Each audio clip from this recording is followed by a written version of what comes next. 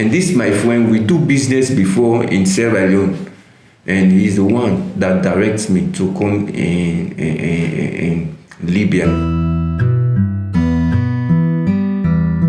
Somebody broke the silence and said, some deportees are brought back to the Freetown airport.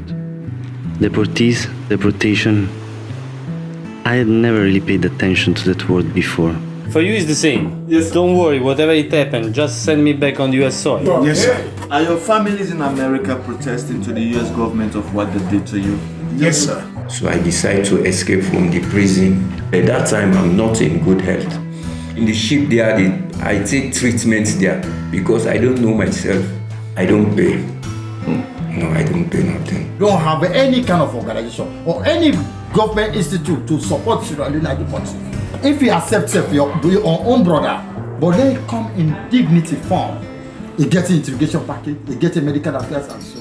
When you arrive in a new country, you have to get used to new custom, tradition, probably you have to learn a new language. In most of the case, you end up loving your new place. So what happens when you are forced to go back to the place you once left? The biggest problem was to survive the gaze of my compatriots.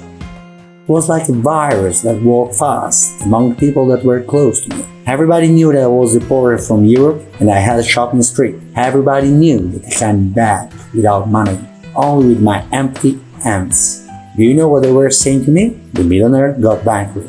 Because everybody in this city, in this country, thinks that if you come back from Europe without money, you're just a loser.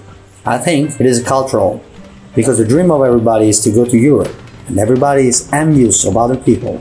They envy those who never came back from Europe, and they also envy who came back with money. My dream life, the future as a woman, you just hope for a better life. You get a good husband, you're married and have a lovely kids.